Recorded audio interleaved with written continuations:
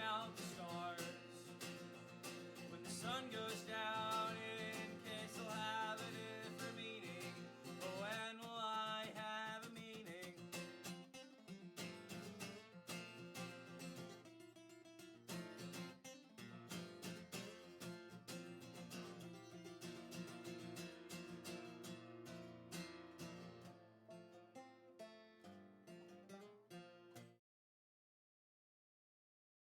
Everyone, and welcome to the Serpent Ascension League, and welcome to the semi-final match for the Lunar Division. Going into this, we've got the Gunshow Shoguns and Boys Night Out. Lem, how are you doing?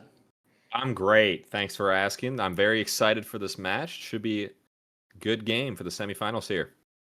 Yeah, semifinals, going into these standings, looking across the board here, we've got in the finals ready for us the Valhalla Vikings. The Gunshow Shoguns or Boys Night Out, whoever wins this match is going to be able to go into the finals match against the Valhalla Vikings. I'm just excited to see how we go from here. Yeah, 100%. Should be a good set. Ready to get in.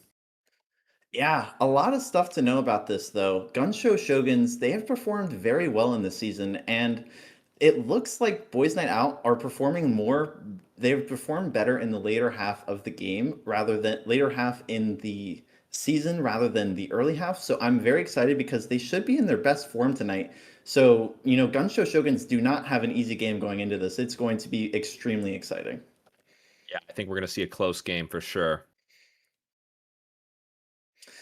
Yep. And as we're getting ready for this game, I'm more so I want to know how you think about these, picks and bans. We're near the end of the 2 week cycle of the patch. So, what kind of picks are you going to be looking out for? What kind of bans are we going to be seeing here? There's a lot of strong gods in this meta. I'm looking at Aphrodite and Horus for support, stuff like Thor and Susano for the jungler. There's plenty of options, and we'll have to see what the teams opt to go for. That's exactly right. We will have to see.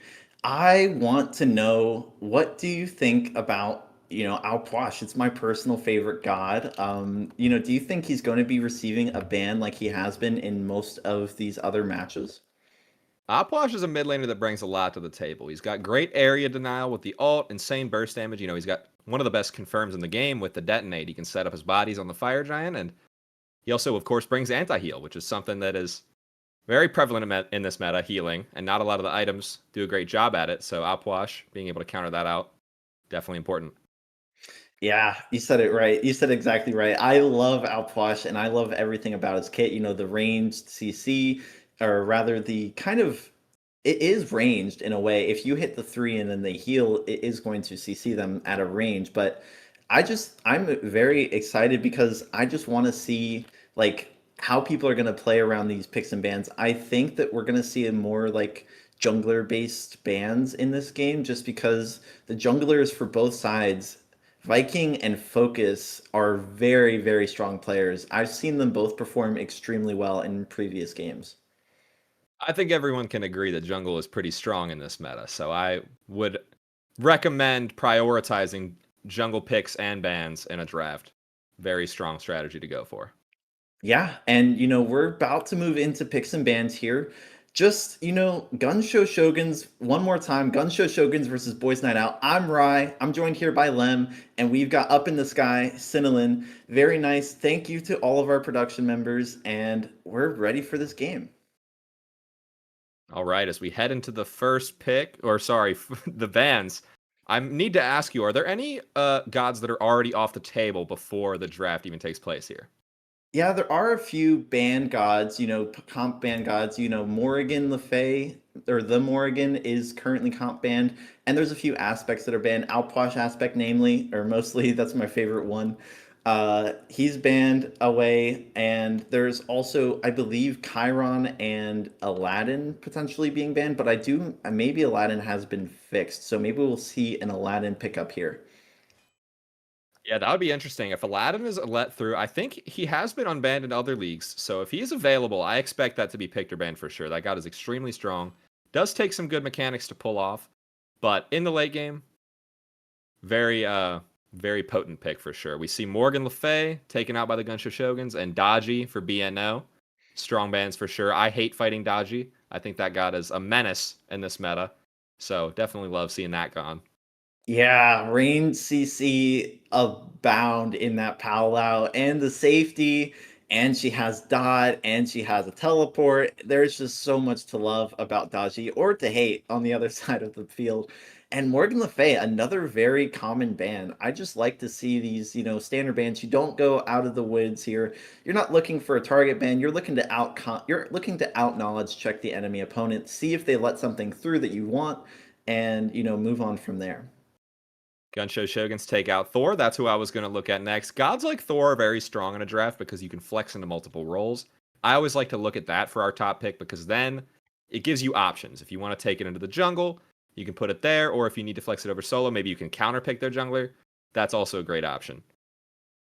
Yeah, and another jungler being banned away here, Tsukiyomi, has seen some nerfs with the double stacking getting nerfed a large amount, but still a very strong god. Even in the aspect full intelligence build, you can get some pretty high numbers there. But traditionally, the jungler Tsukiyomi is very strong, and I'm happy to see it banned away. Yeah, 100%. That character is obnoxious with or without hybrid scaling. He just brings so much to the table, right? He's got good CC with the disarm and the stun, an obnoxious amount of damage in the ult as well, and just range poke out the wazoo. So the junglers that are left that I'm looking at, if I'm one of these two teams, would be stuff like Kali, Susano, gods that are really hard to deal with late game. Even Hunbats is available as well. And it will be Pele banned out by the Gunshow Shoguns, as well as Bastet by BNO. Good thing they didn't let that through, because I imagine that would almost certainly have been the first pick. Yeah, well, I totally agree. Bastet being one of the strongest gods in the game, if not the strongest.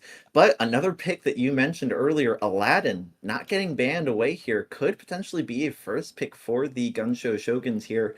But Pele and Bastet, two very strong gods, but instead we're Wow. opting for the Ganesha. What kind of stuff does Ganesha bring to the table?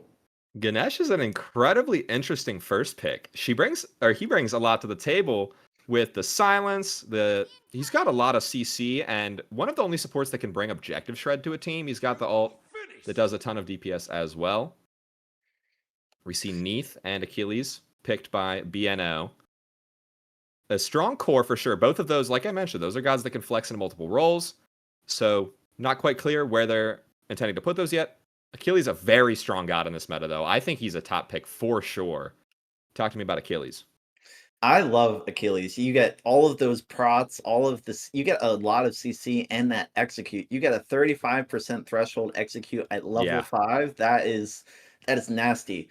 And Neith, very, very good in her own right. I think she more so flexes closer to the mid lane nowadays, just going like a Chronos build cooldown and ult max. But I interesting picks here. We've got the Agni and Charon, and I believe that this Ganesha is a counter pick for the enemy support so that they just can't pick it up here. But still, none of the only characters that I really enjoy the Agni and Charon matchups, like Charon into a hover of a Sylvanas looks very strong. You have the CC, you have the wide ultimate that covers a lane.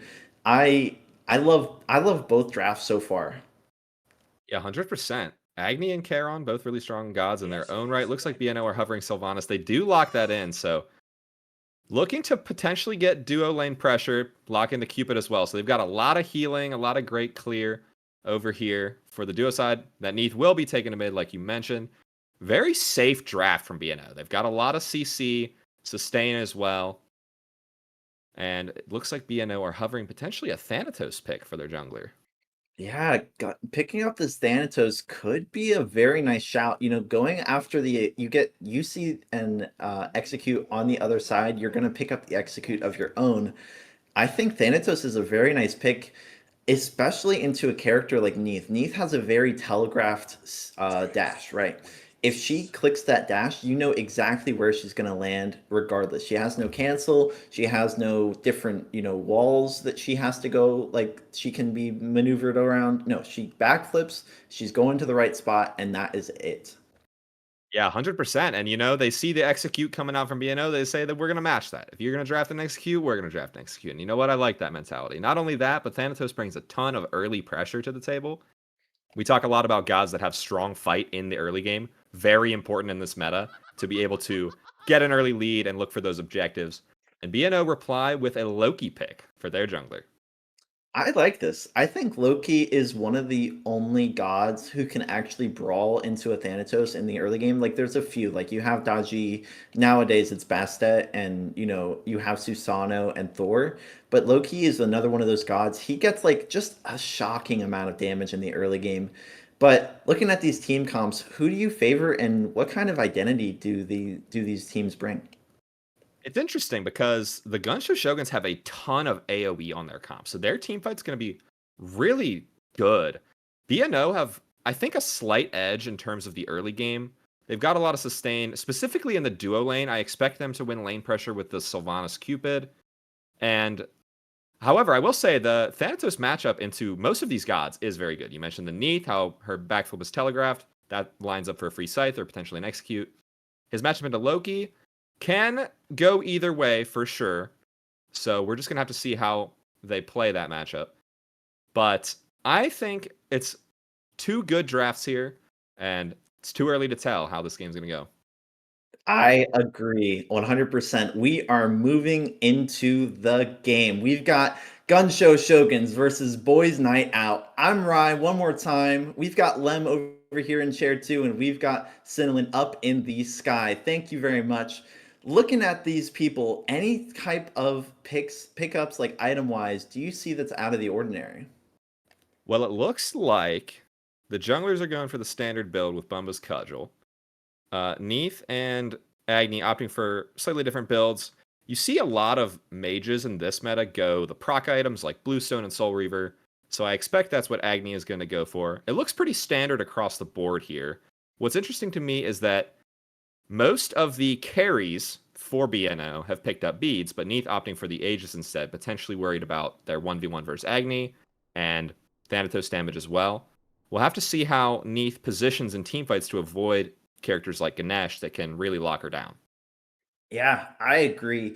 Gonna be very interesting, especially when you consider that this team, as far as I'm aware, the BNO squad is very they enjoy ganking mid and ADC more than the solo lane, which is fairly standard. But I think that they like it to a kind of like not unnatural, but a non-standard amount. And I'm excited to see that because you have so much pressure in dual lane potentially. I would never say Ganesh is a pressure support laner, but what I would say is that Sylvanas 100% is. Yeah, I expect the team for BNO to win pressure over here in duo. We see they are actually getting out cleared. It looks like Sylvanas got caught up in the jungle doing something there. It's interesting. Agni also poked out the Neath quite hard in mid. Not only that, with hitting those 4 auto attacks, he was able to get his passive on the wave and out clear pretty hard. Still waiting for his jungle. It looks like the jungler soloed the red and is doing his Scorpion now. It's a bit of a different pathing from the Gunshow Shoguns here. I haven't seen this start that they're running, but it must be something they've experimented with. And I look forward to seeing how the jungler's path. Obviously, the mid-camp spawn at 1:35 seconds, so they're going to look for those. But after that, I expect both junglers to probably try and influence this duo lane. Maybe see if they can go over there and get an early gank, or at the very least win the neutral camp. Yeah, and talk to me about this Charon. You've got the Charon into the Achilles. Is that a good enough Are you able to, play as a Charon here? I always imagine that Achilles is just such a good lane bully here. How is Charon supposed to play through that? Yeah, Achilles definitely wins the lane in terms of like a 1 versus 1 fight. Not only once they get their ultimates, of course, he can just execute him at 35% health, as you mentioned, but Charon is just a very safe pick. You can kind of sit back and clear. He doesn't really have any bad matchups in the sense that he's just a very reliable pick. Beads being pulled here for that slow from the Loki, but this dual lane, I mean, I am a little bit shocked that it's kind of a little bit even as far as pressure is concerned. Like they both clear the waves at the same time. I think that might just be because of that, you have a little bit more clear on a Cerninos rather than a Cupid.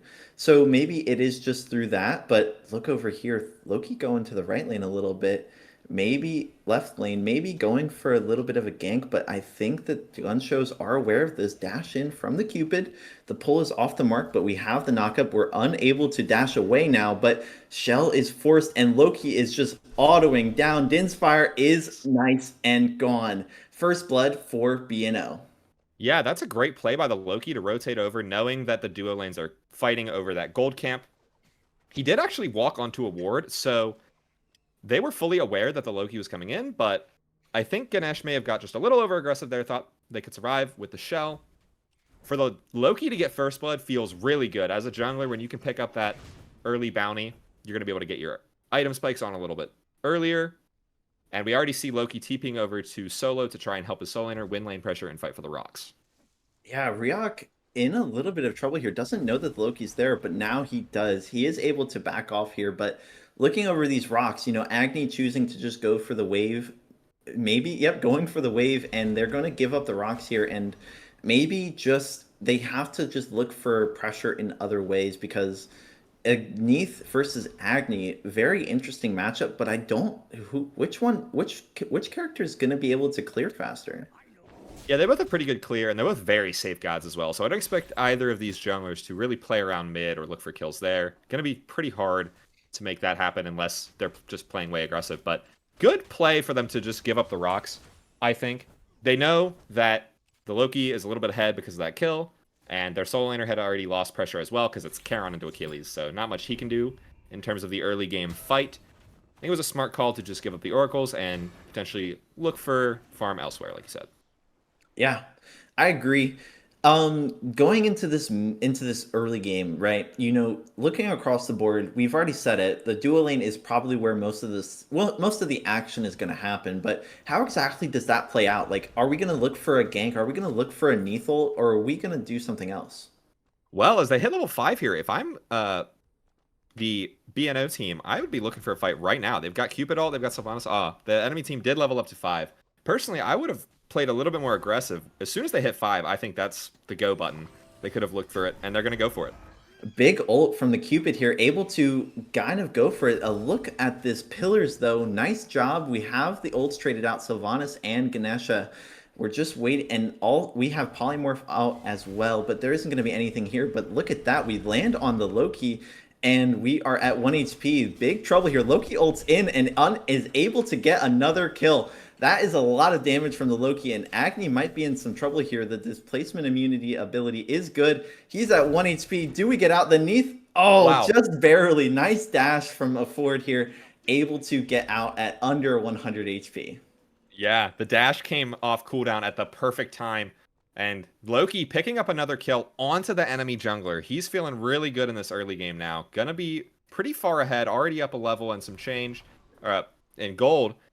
Gonna win the rocks again as well. So if I'm the jungler for BNO, I've got the lead. I'm up 2-0.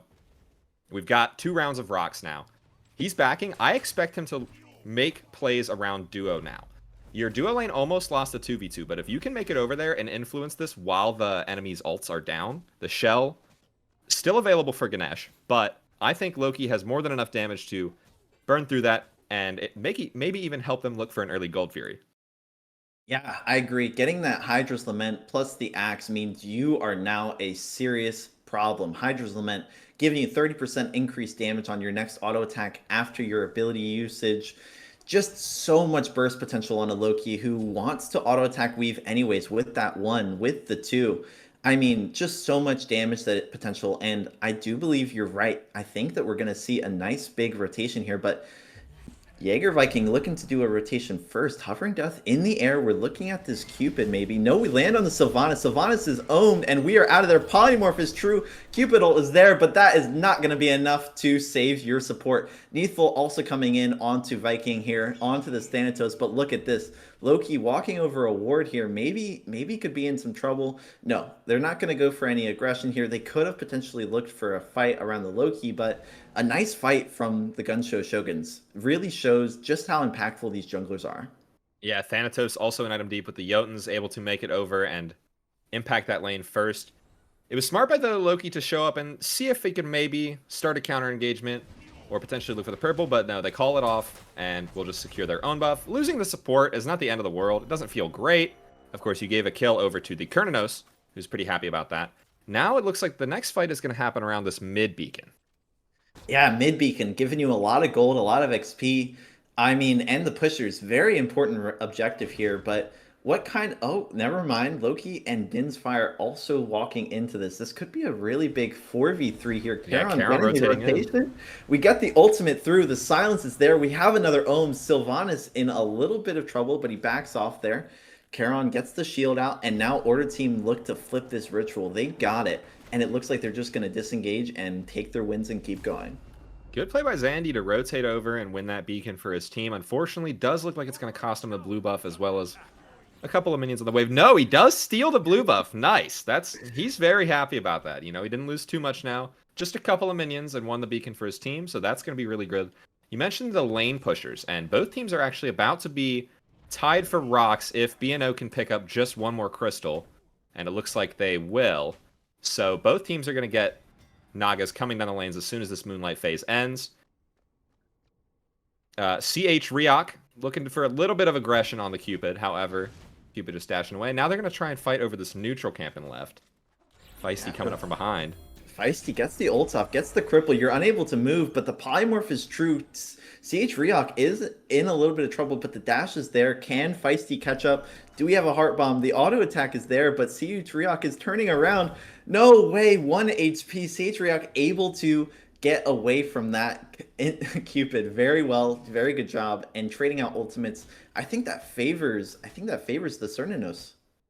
Yeah, it was a good play by Cupid to wrap around the back of the camp there, but Kernanos was able to secure the buff before Cupid showed up. Both of them trade ults, and neither relics were used, so like you mentioned, since he won the buff, definitely good for the Kernanos. Forced back to base, but won't have any trouble catching his farm as he comes back to duo lane.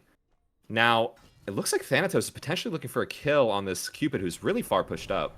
Yeah, Thanatos going into the air. Cupid unaware, but no, Thanatos doesn't wait for the dash. That is so unfortunate. Well played by the Cupid, able to see the Thanatos in the air and just turn around and not get anything. But look at this. Loki playing a little bit aggressively here. CH Ryok might be in some trouble here, but Thanatos is aware. Thanatos sees him, or rather he uses the ability. I think Loki could have played the invis strat there and just went for that Cerninos, but alas, we choose not to, and now we might just look for another rotation.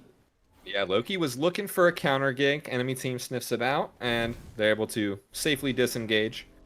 So, both teams pretty even right now. Not a whole lot of action going on in this early game. Slight lead to the side of BNO. Of course, their jungler up a little bit of XP and gold, but other than that, mostly pretty calm waters in this early game. Loki defending the purple buff.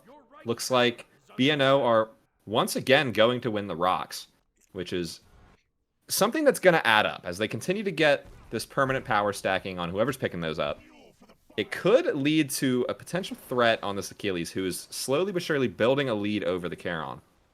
Yeah, Charon into Achilles, going this Lifebinder item 1. But look at that, 7 rocks. Thank you, Cinnilyn, for the show. But 7 rocks for this Achilles, that is gonna add up. If you get like maybe 1 more or 2 more sets of rocks, you're gonna have like a half item's worth of power, and that is extremely crucial into a lane where you are playing against somebody who wants to play safe. You get to be so aggressive, and looking at these items though, do you see anything that is non-standard or just out of the ordinary? No, I will note that Loki has the Hydras and the Barb Carver online. Thanatos with the Jotuns and tier 2 Hydras. Loki has a much stronger fight at this moment, and even once Thana gets the Hydras, I think Loki's 1v1 is going to be a bit stronger because of that Barb Carver. Extremely strong item, gives you a ton of amplified damage when you're able to get a lot of your spells off. So, another fight happening over this neutral camp in left, but it looks like it won't amount to anything. Cupid steals the buff away, though. Yeah, ults trading for ults. I think these ADCs, they just want to farm a little bit, and I totally understand that. You get the aggression, you get that, but you only want that when you're junglers. And speaking of Both junglers, junglers look rotating at that. over in tandem. They are just looking. I feel like there's Thanatos going into the air. Maybe can't reach the Cupid, I don't think, but Oh, not quite. yeah, we unfortunately don't quite get there. That's my Thanatos knowledge for the day. I know exactly how far a Thanatos can go. A Oh, little no. bit of a misclick for the beads on Thanatos though, but all in all, you're 100% right. Loki is just able to take these fights a little bit more aggressively, more confidently, and until Thanatos gets some sort of lead with, maybe ganking or going for these invades or something, I want to see a little bit more farming from the Gunshow Shoguns. They are still a little bit behind. It's 13 minutes in. There's 1 kill to 2. Gunshow Shoguns with a semi good 1,000 gold lead, or sorry, BNO with a 1,000 gold lead here, and they've taken every single rocks, and it looks like they're gonna take another. Yeah, BNO playing this slow and steady, looking to win another round of rocks. Looks like a fight's breaking out here. Yeah, Thanatos goes in. Loki goes Oh onto my. the Agni, a big ult, and the beads is forced, and luckily it does last long enough, but it is not going to be enough. Oh my goodness, so much damage. The Charon ult is true, but the beads also lasting through that Charon ultimate and the hovering death. So just the Agni is going to die here, 1-for-0. But CH Riot gets a gank of their own, and Dinsfire able to help get one more kill for this ADC. Yeah, I mean, while they were fighting over the rocks in right, Ganesh makes the play to rotate over to duo side and look for a kill. Cupid not expecting a gank from the elephant, but it looks like BNO are going to reply by taking a Pyromancer. Yeah, just very clinical play here by BNO. They're able to just Wow. do whatever they want, and CH Riok going for a very aggressive play, but I will say that is a lot of lifesteal, and I don't think BNO are aware of it, but they are walking over to it, so maybe they do know. Okay, yeah, that's good that they found. I mean, bit of a heat check from CH Ryok. Just seeing if the enemy team replies to this Gold Fury pull. They definitely sniffed it out quickly, realizing no one was on the map, and will prevent Karen from pulling that. But it looks like they might be going for it again. No, they're just checking the waters over here by Gold Fury. Now, like you mentioned, a small lead for BNO, but in these semifinals, both teams, a lot of pressure here. And so they're looking to play as safe as they can, create opportunities where they know they can make it happen. Talk to me about where you think the team should play next. I truly believe that it should be through this duo lane again, but mid lane getting a little bit aggressive here. Agni gets a lot of damage onto the Sylvanas, forcing out the shell, and the healing from Sylvanas is able to keep him a little bit safe. Thanatos ulting up into the air, going onto the Cupid, and the polymorph is true, but the beads is not going to be enough to save you, Feisty. That is another kill for CH Ryok. That is 3-0 on this Kerninos. Cupid can't be happy about that. The back-to-back ganks. Great play by the Thanatos, taking advantage of the fact that because Cupid just came back to lane after dying, knew he was going to be vulnerable and looks for the gank, manages to get another kill for his ADC. Absolutely essential. Now, there's two objectives on the map. There's Gold Fury and there's Naga. Looks like both teams might be looking to just make a trade here as BNO pull the Naga and the Gunshow Shoguns are taking gold. Yeah, they're taking this Gold Fury and trading out for the Naga. I do believe that is probably the right play here. Ryok going for maybe a potential steal here. It's at low HP. It's at 2,000, but no, the ult's a little bit early, and there's just going to be no help here. Thanatos rotating in from the side, but nice damage here. The pull is true. The knockup is there. Ryok is almost dead, but Thanatos comes in with the hovering death and able to maybe peel him away. He hops in the boat, and they are just out of there. That is an amazing play, but look at this. We're going in for the gank again. Dinsfire onto the Loki. That is so much damage with the ritual activated, but they're unable to finish the kill. Maybe looking for an... Oh my goodness, the Fatal Strike is able to go through the Ganesh because of the shell, and Feisty able to solo out CH Ryok with a shutdown kill. That was an amazing bit of fighting for both teams. Yeah, what a great sequence there. I mean, Achilles, as you mentioned, had the shell, so was able to sneak through any potential body blocks and get the execute off.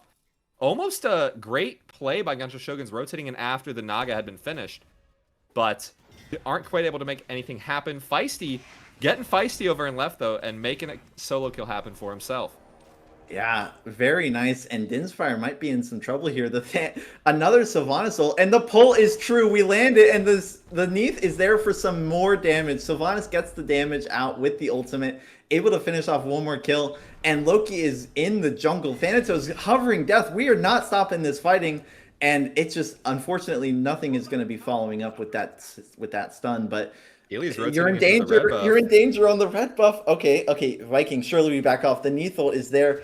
Are they going to go in? That's another stun. Shield bash coming through. The red buff is secured, and Loki assassinate onto the Thanatos. Auto attacks are true. We land enough damage, and now we're going to look for this Pyromancer.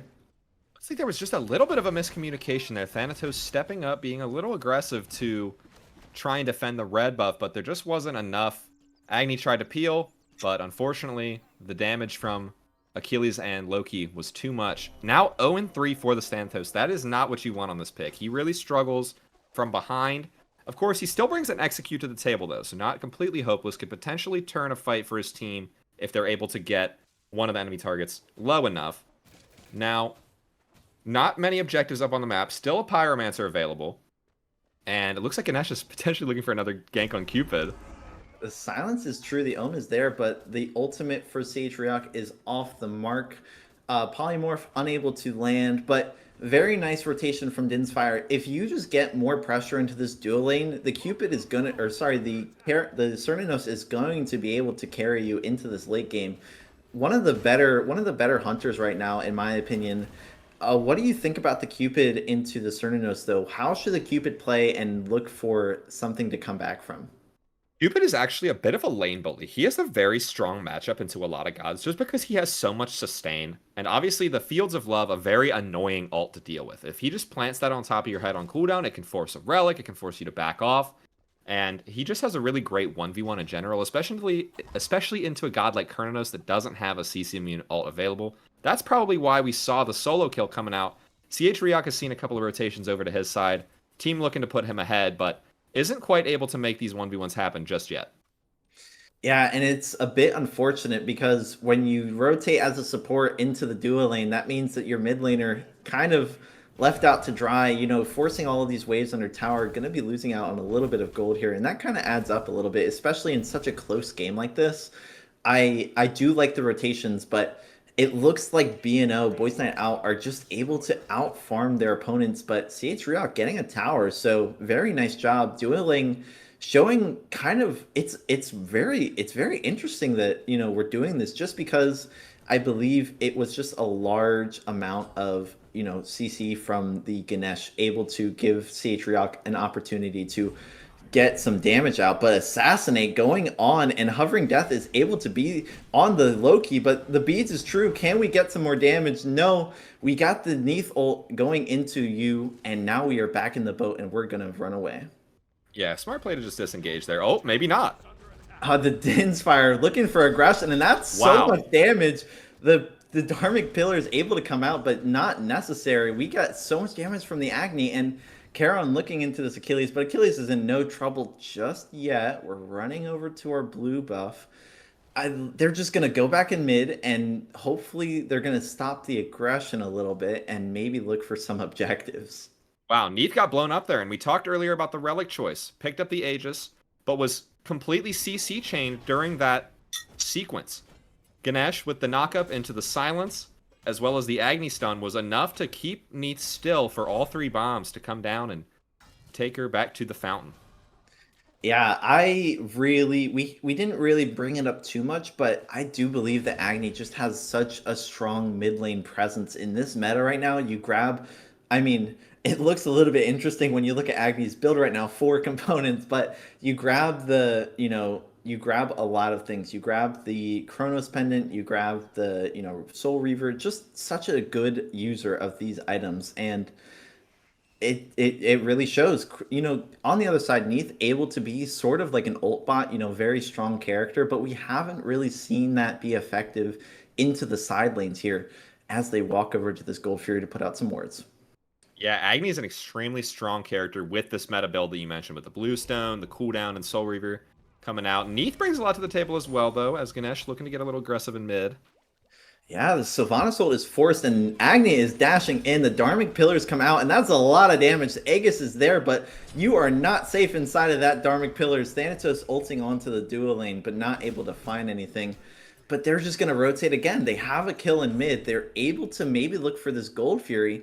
Okay, Achilles Both is here. solo laners rotating in, too. 4v5. It is a 4v5 here. Achilles may be out of position here. A lot of damage coming through. That mid laner is doing some serious damage, but look at that pull. Nice naked pull onto the Ganesha here with no root or something to start it up. But okay, they're just playing it extremely slowly here. They're just waiting to see what the other person wants to do, and it looks like they are going to back off just for now. Carries are still on the board. Loki going around the back. He's getting sneaky here. He's getting real sneaky.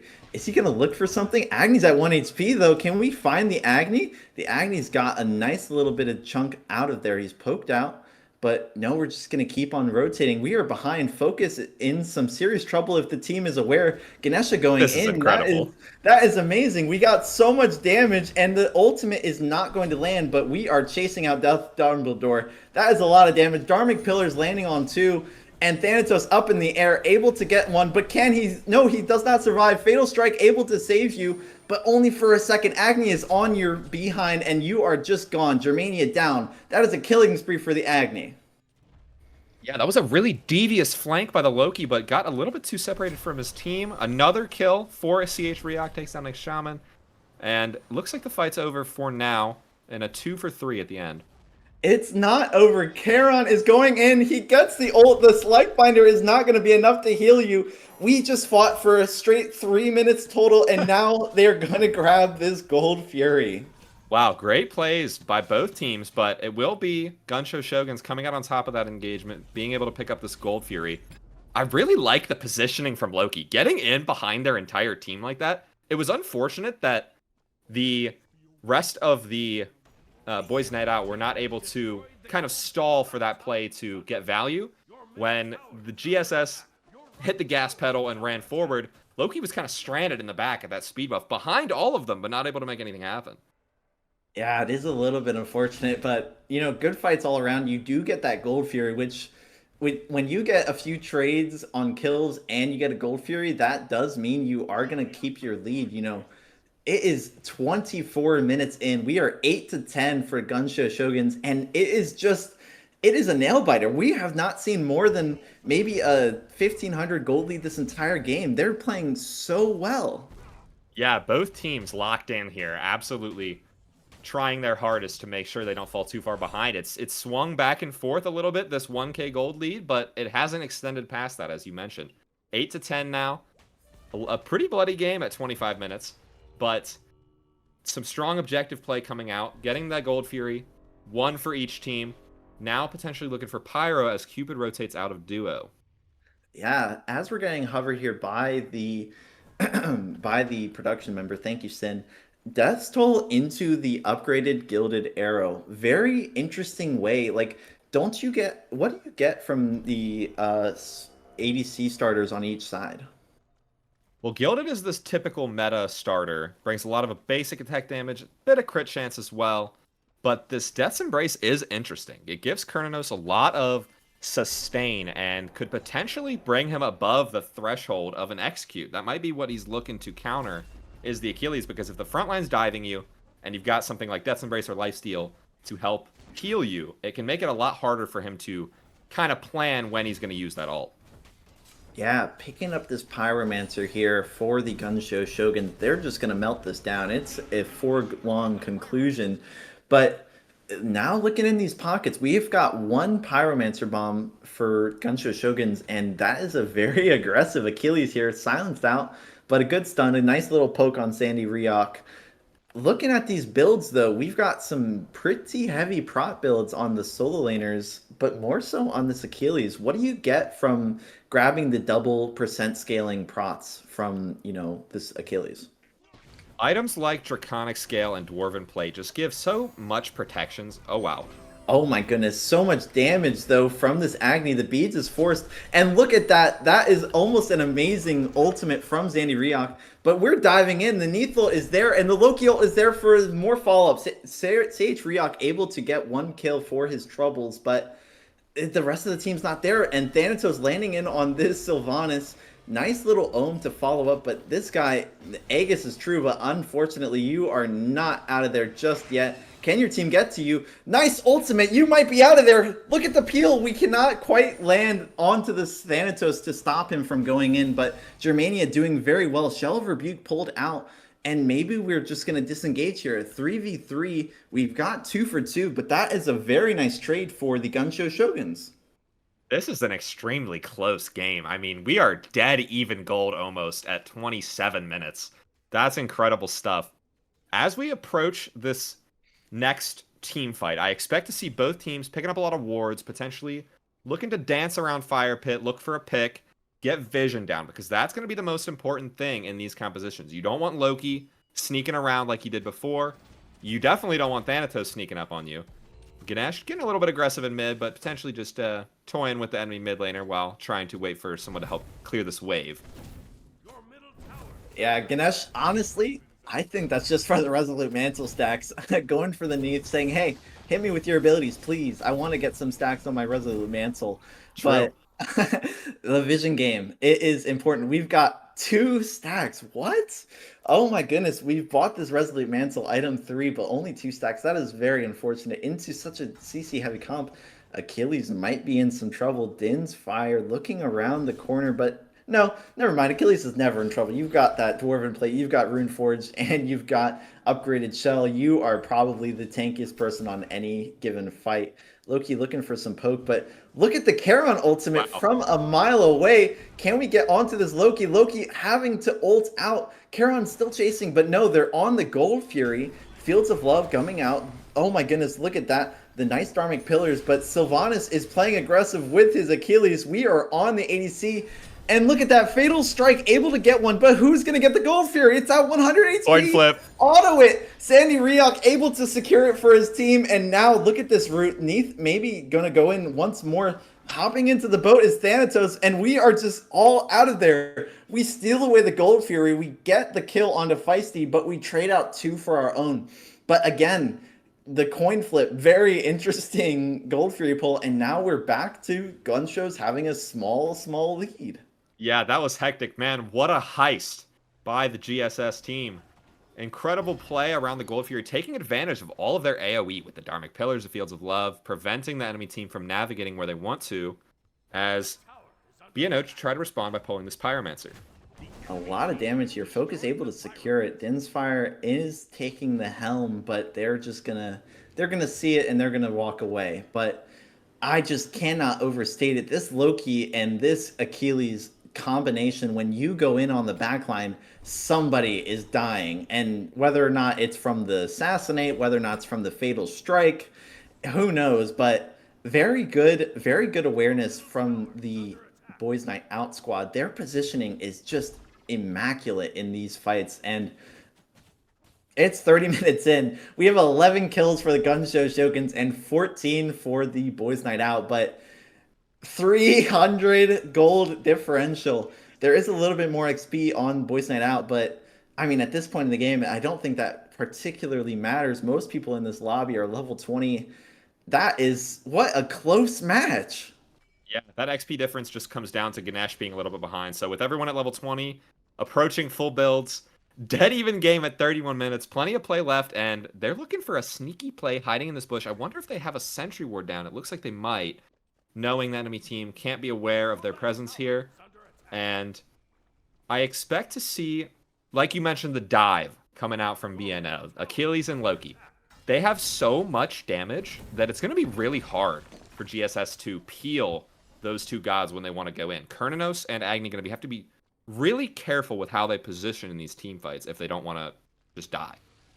Exactly. You know, beads on both of them is important, but if you can pull a beads with just a shield bash from Achilles, then that's a very happy Achilles. Like, you want to be pulling these relics, you want to pull beads, you want to pull Aegis, because your cooldowns are just, frankly, they're just way shorter. And into these team fights, I'm just I want to keep an eye out on this Loki. This Loki Focus 407 doing such great work. The one through the wall, Zandy Ryok is very, very well played in this Charon. And they're gonna go ahead and pick up this Fire Giant. I think this is a smart time to pull. If nothing else, just to kind of check the enemy's response. See how they're going to walk in here. Test their positioning. Achilles going a little bit deep. Yeah, Achilles on the backline. Sylvanas getting the pull on Zandy Ryok. You are getting melted, my friend. Nice proc from the... Oh my goodness, unfortunate. Yet another kill from the Fatal Strike because of the shell. A Ford gets a kill onto Feisty, but look at this backline. Achilles is just diving in. Dinsfire on the front line, able to go in, but Jaeger Viking in some trouble here. Can we get away from this Germania Achilles? I don't know. Okay, the slow immunity is there, but Loki able to get the... Oh, no! Look at the turnaround. We 360, use our scythe on him and one-shot him. We are back in this fight, and now look at this. Remove obstacles, knocking him up into the air. Agni throwing out all of the bombs. Huge amounts of circles on my screen, and Zandy Ryok, they're still playing aggressive. Thanatos and the backline. Can we get another? No, he's 1 HP. Please. There is not going to be enough. Aegis being pulled. Agni just waiting around a corner. Oh my goodness, Dinsfire still looking for more damage. We dive in. The shield bash is there, but look who's at 1 HP. Thanatos going back into the air. Courtesy of that Jotun's Revenge getting another kill. That is an unofficial double kill, triple kill from the Thanatos, and we are just going to back off, and we get 3 for none on the Gunshow, or 3 for 1 rather, on the Gunshow Shoguns. Very, very nice fight. What an incredible play by Thanatos. Good awareness, recognizing that Loki was low HP when he ulted in. Turns around, sights him in the face, and takes him down. That was incredible. A little bit over-aggressive by Focus, trying to chase Thanatos down with his Achilles, potentially getting another pick, but it turns around and they end up being the ones picked themselves. Now, that's his first death this game. Loki 6-1, but that shutdown's going to be really good for Jaeger Viking, as he is actually full build now with the Reaper picked up last. Yeah, a very, very good pick, and they are going to show it. They're kind of dancing around this Fire Giant again. I like this play, just like last time. You're just going to pull it, see what happens. You're not going to get it too dangerously low if you don't have to. But, I mean, there's a little bit of a lack of response from B&O here. We only have 3 members here. Loki in the mid lane, but Germania is still playing extremely aggressively. The Polymorph plus old Charon is able to come through. Thanatos landing in the air, landing onto Germania. Again, 1 HP. Are we able to get out? He's in the boat, and he is gone. CH Ryok able to get a kill, but look at Focus. He gets 1. He is using that invis. Are we able to get out of there? That is a huge trade. Able to kill out Dinsfire. That is a lot of their, engage tools, but I mean, so much damage. CH Ryok able to get the kills onto Darth Dumbledore and Germania. Just amazing team fights from both squads here. They're just playing a little bit aggressively for the B&O side. Yeah, 100%. I almost thought that Loki flank was going to get a lot more value, but even just taking down the Ganesh is absolutely huge, because now in this 2v4 defense, you have a little bit of agency to maybe look for a play. Looks like Shaman might just be going for a steal over the wall. Oh my gosh, can we get to it? No, the silence is there, but Thanatos is in the air landing on him, and that is a one-shotted Neath. But Loki, unfortunately... Oh, he stole it! Loki stole the enhanced fire guard! With the 2? Oh my goodness! What the heck? We don't get out, and no members of B&O have the Fire Giant. But now 4 members of Gunshow do not have it either. What the actual heck just happened? What? I mean, that is just devastating if you are GSS, because you almost had it. You played that fight textbook, and you got the EFG, except you didn't. Loki comes in at the last moment with, I think his 2, it must have been, steals EFG with a DOT from his 2. That's incredible, and that's definitely a bit of a mental breaker, but it looks like they're not skipping a beat. They're going straight over to the Gold Fury. They've still got the Obsidian Dagger online, so no people on B&O have fire. Gonna be an interesting fight here. Fields of Love comes through on 3, but Thanatos does not care. Ulting onto Feisty. Sylvanas is able to get 2 with the ultimate, but it does not matter. CH Ryok is just holding down left click, and he switches targets because he knows Jaeger's got his back. The silence onto the Achilles is there, but we are just running at him. Look at how fast that Thanatos is going. Okay, we're gonna end up dropping the kill. And wait, I believe Yeah. they stole it. They just BNO stole it. stole it. That's another steal. What Gunshow Shoguns must be talking in their team chats, being so upset. The Ohm on the Neath is not gonna. Okay, we get the knockup. Neath's in a little bit of trouble. Egg is being pulled. Bad.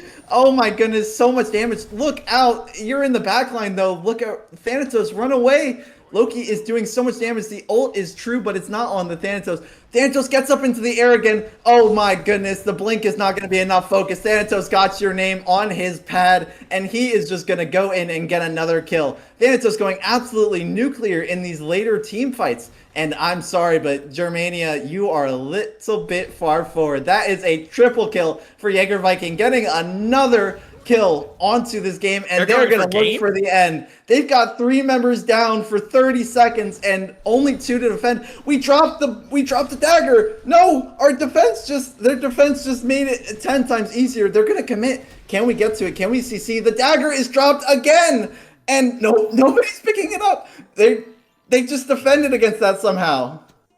I mean, they just absolutely disrespected the damage coming out from Feisty, because that was a pretty risky end. All of the members of BNO were poked out. Or sorry, all of the members of GSS were poked out when they went for that Titan Siege. With Cupid and Sylvanas spawning, it was always going to be really difficult to end. They had to look for CC onto Cupid, because with his beads not available, if they had taken him down, instead of just focusing all their damage onto the Titan, they may have been able to execute that. In the end, they do fall. However, they got a lot of poke on the Titan, which is valuable, because now that their base is open, they're going to have to play extra careful, warding around their base, and when they step up for Fire Giant, they'll always have to worry about a potential backdoor.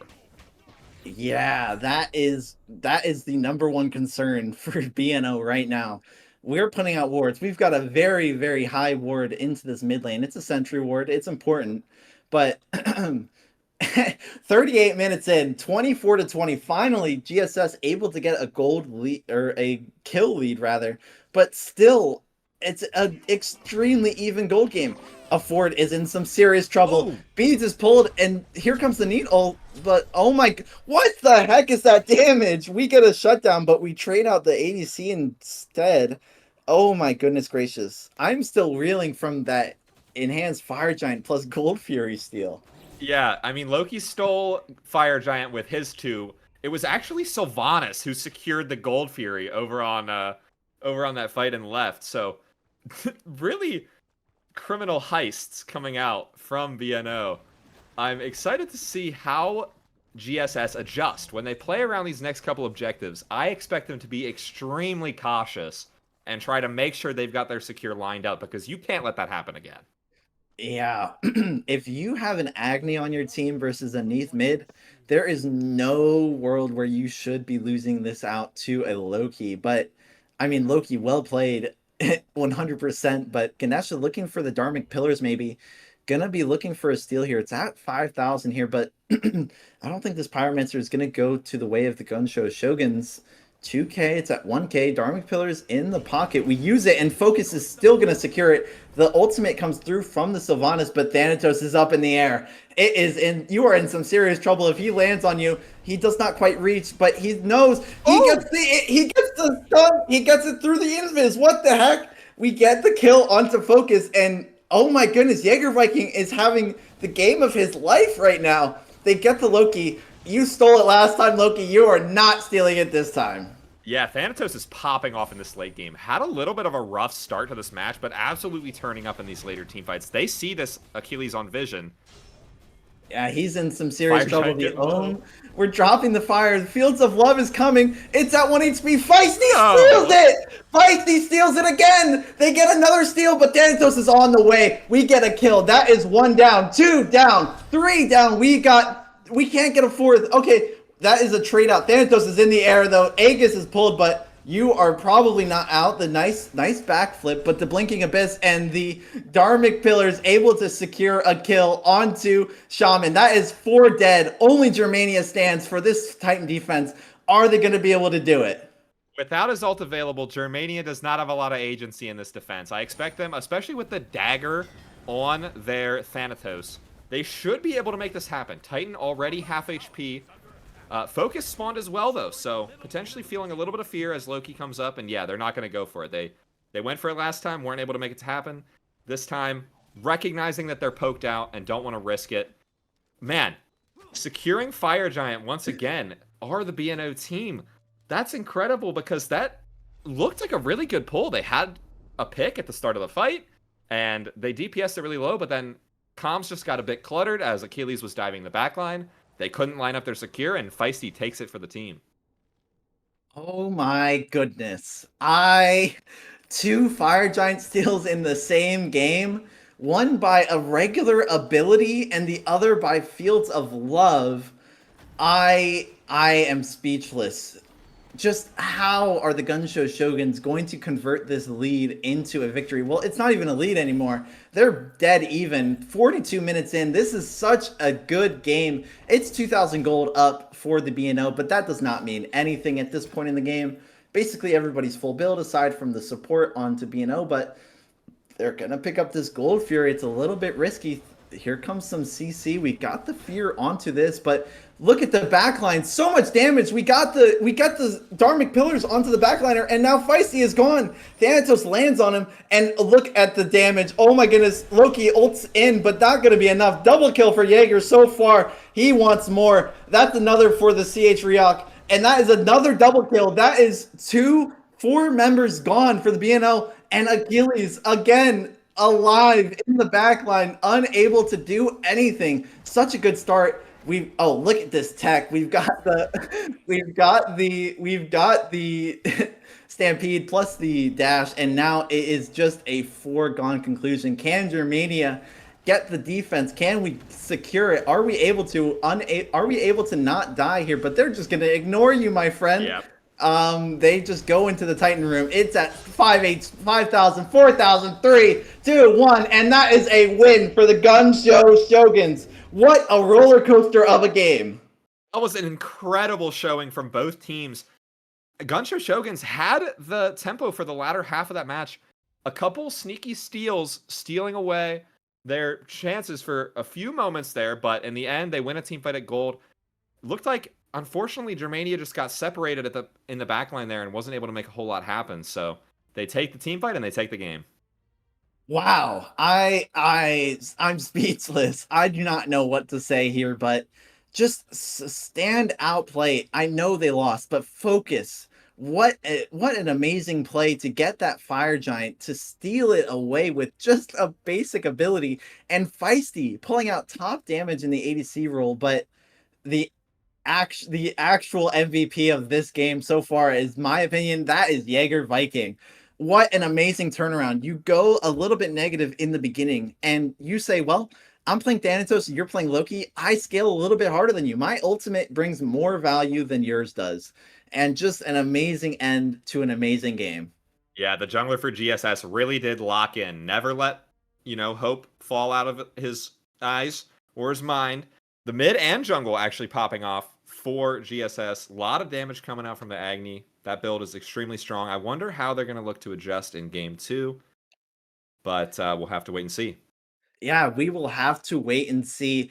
That has been amazing game 1. We will be right back after this short break. Don't go anywhere for another exciting game 2.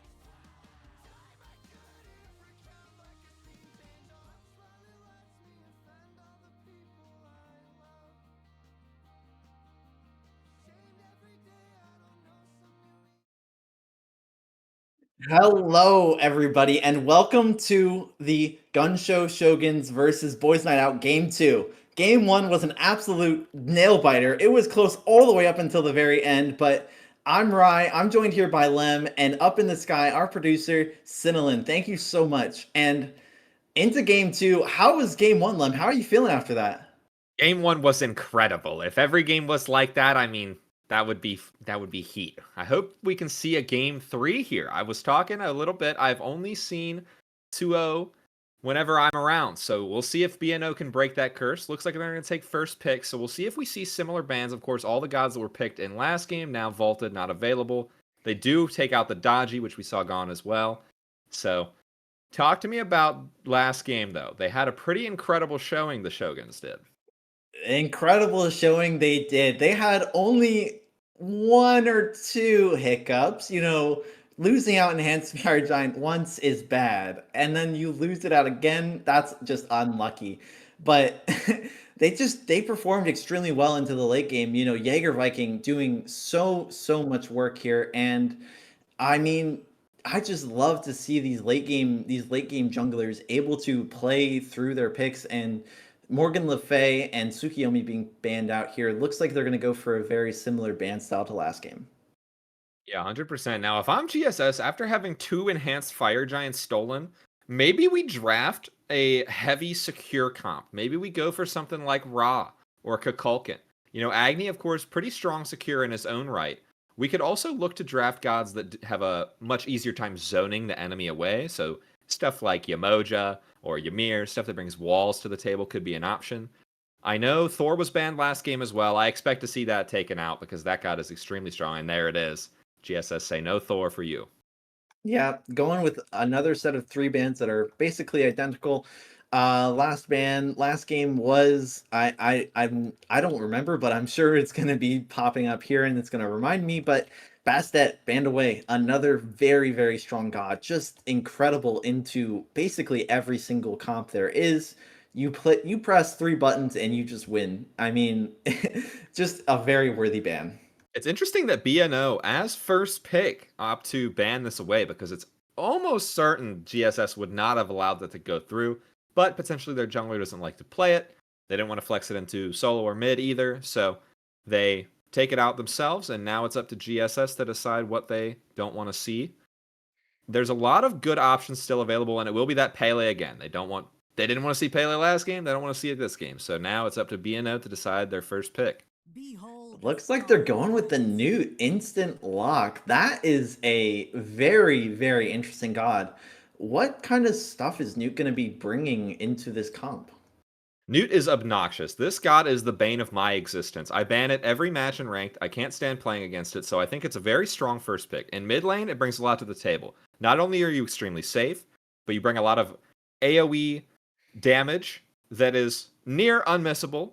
Lots of big circles going around, and it's really hard to dive. This god is extremely challenging for a jungler or a solo laner to get to because she gets her whole kit off, and then she goes up into the sky and waits for her cooldowns to come back while her team's fighting beneath. Big Vortex and 2 strong frontliners picked up by the Gunshow Shoguns, Horus and Cabrakan. Talk to me about these guys.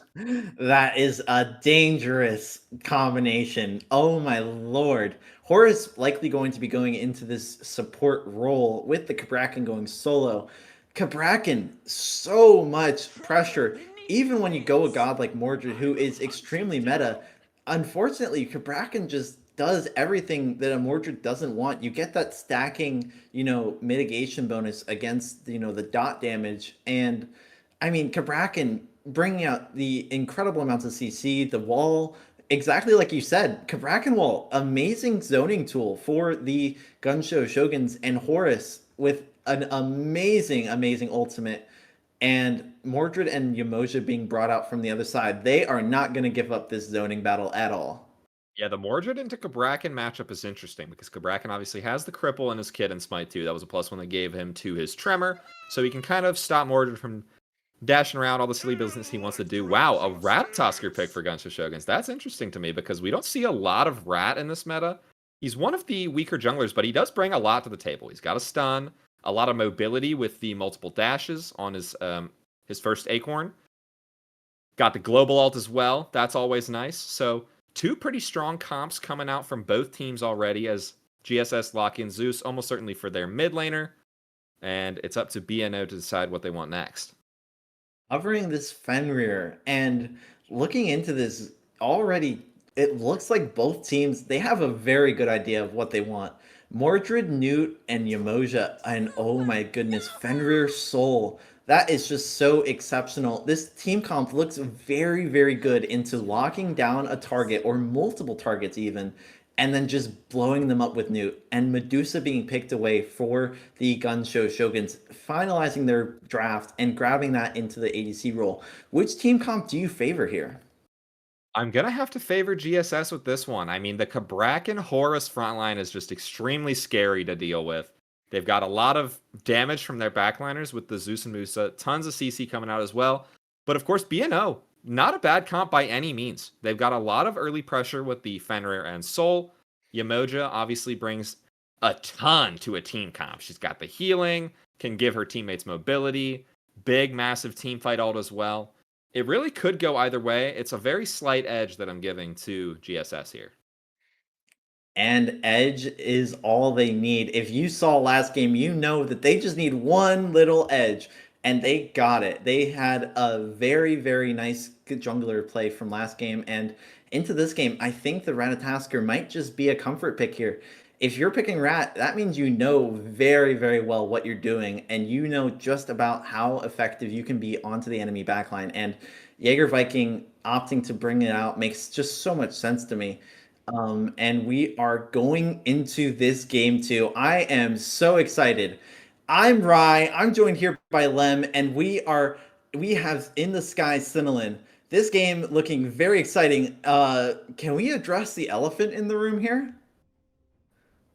And what would that be? Please enlighten me. Look at this Ratatasker starter. Oh, goodness. I hadn't noticed. He's going Sands of Time, which, might not be a traditional jungle starter. However, with the changes to role passives a couple patches ago, still going to have plenty good sustain. It brings, it gives you cooldown, bit of strength as well. And I think the main thing for this Rat player is that it gives you pretty much infinite mana.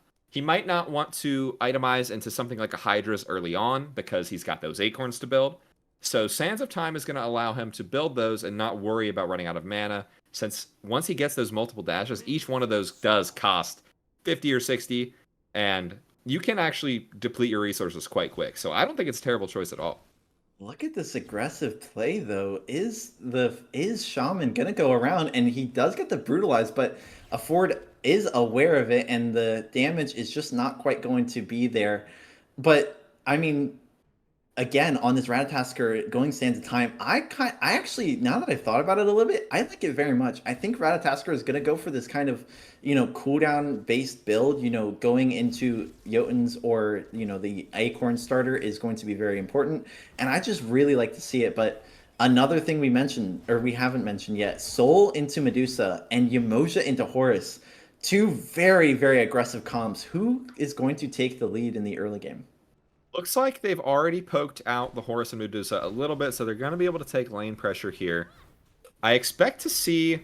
Obviously, the junglers are always going to want to play around duo side, but especially this Fenrir has a pretty easy matchup into Medusa. She doesn't really have any way to lock him out of Brutalize. What's interesting to me to see in terms of the jungle matchup is Rat actually opted for Aegis over Beads, and he's up against Fenrir. So if I'm Shaman, I'd be looking to force 1v1s and try and ult that guy as much as possible. Dashing in his Din's Fire, taking a lot of poke from those soul autos, getting out so much damage, and Mordred just... I mean, it's the Mordred into Kabrak, and just unfortunately, you are going to lose the lane pretty badly just because of how the character works. You're unable to just take these trades and just brawling all around. Focus taking a lot of HP, but on the wings is this Fenrir. So much damage. Focus is at 1 HP. Can Fenrir get to it? We get the Brutalize, and that is a lot of damage. We got the Unchained, and we are able to go in, but nice dodge. We dodged the stun from the Ratatasker, and Shaman is out of there. Shaman picking up first blood for BNO. A similar story to what we saw last game. So, an early game jungler like Fenrir getting a kill like that, very good for the cause. You're feeling great if you're the Fenrir here. taking down Zeus as well, pretty high priority target. He's one of those gods that becomes harder and harder to kill as the game goes on. He is extremely vulnerable in the early game when he doesn't have a support to protect him, but just so much damage coming out from Zeus can make it hard to dive him, especially on your own. So it's nice to see them looking for that aggression early. And speaking of aggression, nice little invade coming through, but it looks like okay, Jaeger Viking is aware of it now, but looking for the gank, and you are unfortunately warded, Shaman, so nothing crazy is going to come out of it. But another thing that I'm looking at is this Newt looking for this red buff, but it is not going to be up anytime soon. And Zeus is aware of it now. There is a level difference here, but I don't think there's anything that's going to come from this. Yeah, it was interesting. Newt kind of just walking into the jungle. Looks like they walked all the way up there to put a ward down, which can kind of help predict the jungler's movement, whether they're going to play for rocks or look for a solo gank. It's a very interesting ward placement from Focus here. So they're not quite able to look for a fight. Neither of the mid laners are going to be forcing anything early. It looks like GSS are pulling the rocks, and they will be able to secure those as well. Fenrir, though, playing on the purples here as they're about to spawn. Yeah, a lot of aggression here. I mean, GSS able to get those rocks, and it's very important because when you lose out on the first blood, you need to get some compensation. And Fenrir is just going to be able to get these this purple buff for basically free because there's no jungler here to counter gank. But look at this nice ult forcing out the Phantom Shell, and maybe you're in some trouble here. Rat is there on the totem, but I would have liked to see a little bit more aggression here from Germania. In the last game, Germania was such an aggressive Achilles player, and I do like to see that. But, we are just going to unfortunately have to, play the wave, play some more damage. But Newt into Zeus, that sounds extremely interesting. But, I mean, what are you supposed to do as a Zeus into somebody who has more mobility than you? You really don't fight her, to be honest. I'm not a great mid player, but I will say in this matchup specifically, you definitely aren't looking for the 1v1 if you're Zeus, because she just has so much, like you said, movement. Ability to get out of your kit. You're really looking to farm up and wait for the junglers to make an impact. We saw a bit of a brawl going on over in solo. Mordred got the Cabrakan quite low, but actually did sniff out the gank. It's now Fenrir rotating over here, potentially looking to kill the Cabra. Kraken getting some nice poke off to start this fight, though, and maybe is aware we are level 5, and the Ragnarok comes out, and that is a lot of damage. Mordred trading out another one, but the Shell is able to come out and save Zandy Riok here. Very nice job here. It looks like Rat is going into the air, though, maybe going for the mid laner. We are in some serious trouble. Aga's being pulled, but that is almost... Oh my goodness, Jaeger Viking is so close to getting that kill, but Newt able to survive with just a sliver of HP. Wow, both teams getting pretty lucky there. Zandy Riok able to live with pretty low HP, and Focus as well on this Newt able to escape as well. So both teams feeling a little lucky. No kills happening quite yet except for that first blood. A small lead in gold and XP going on the way of BNO. We saw it swing back and forth quite a few times last game, so plenty of play left in this match as we have a bit of a brawl going on in solo. Yeah, Germania just taking so much poke here, and you can see why. Getting up that HP regen item, going into the components for the for the Runeforge Hammer, but looks like maybe a little bit of a grouping here. We get the rocks again. Gunshow Shoguns showing that they do not want to be out farmed like last game. They want to take the command. They want to get those rocks, and they want to just push that into a potential lead. After they get some sort of kill, maybe they look for the Fenrir. They're going to go for this Gold Fury, and I think that that's going to be like their main way of coming back into this game. It is 6 minutes in, and it's around a 1,500 gold lead for the Boys Night Out. What are your thoughts going into this middle game?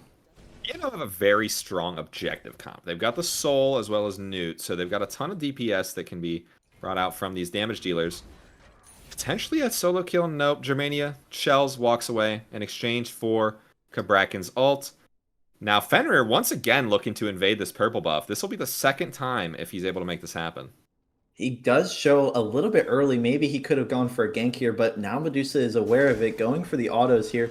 The Unchained is there, but the Medusa Petrify, and look who is here. The Ragnarok is there, but are we able to get out? The Aegis Fat Finger from the Jaeger Viking, unable to do anything, but Jaeger getting those acorns out onto Fenrir, doing very well. Feisty playing super aggressively. The rest of the team is there. Disaparate is on the way, but I don't know if that's going to be enough. Jaeger Viking, oh my goodness, and we're able to dodge a lot of the damage here, and now we're healing up. Very good Feisty play. I honestly thought that they might have been in a little bit of trouble there. Yeah, Soul, an extremely safe god, gets into the separate and waltzes back to the tower.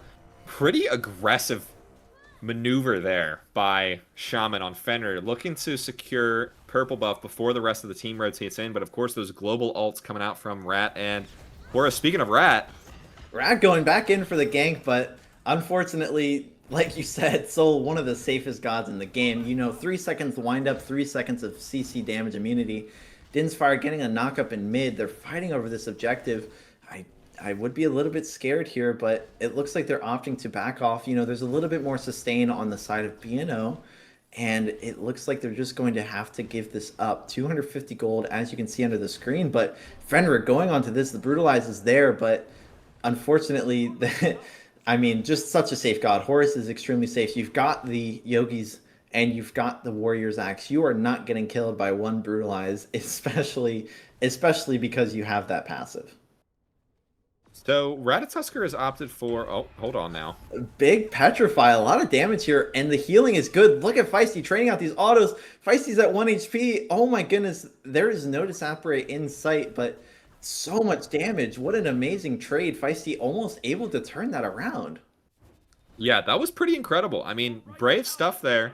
Standing firm and taking the auto trade does actually almost manage to win it, but opts to back out at the last moment, not taking the risk as we have a fight happening over on fire. Shaman falls down, and he was all alone trying to defend those rocks. Once again, playing for these camps kind of by himself is Shaman, not able to secure it and will fall in the end. Yeah, there was a roster switch up between games. Shaman going into the jungle rather than the mid, but I mean, look at this aggression. CH Riok knows that they're able to take these fights because they think that they have a better 1v1 potential. You know, you have those one autos that do so much damage. They do 2% max HP every time, and I mean, Soul has a very good passive into the 1v1, but I mean, just look at that damage. Soul using the ultimate, but it's off the mark, and Horus is on the way. Horus is behind you, Soul. You gotta look out. The root is there, the beads is true, and Soul gets the kill. Can we turn onto the Dinsfire? We are healing. Look at that healing from the Death Toll. Oh my goodness gracious. Feisty able to get a kill and turn it onto Dinsfire. What an amazing play. Wow, the healing from Death's Toll mixed with the healing from Soul 1 is actually able to out-sustain their damage there. Medusa just got a little bit over-aggressive, dashed in too early. If they had waited for the CC from Horus, almost certainly would have had a clean kill there.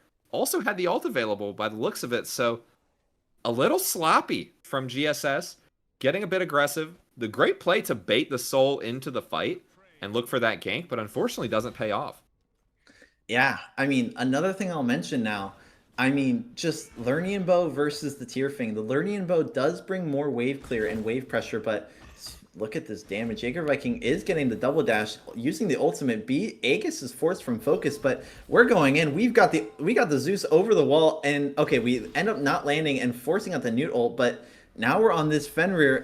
Zeus ultimate coming through, but look at this Umoja ult. Traps the Zeus into it, but not quite. He walks out. Shaman able to get killed by the enemy team, and now we are trying to run away from here. Jaeger Viking looking for some more damage. We land onto this Newt. So much damage. The double dash is true. Only one more ability needed, and look at this.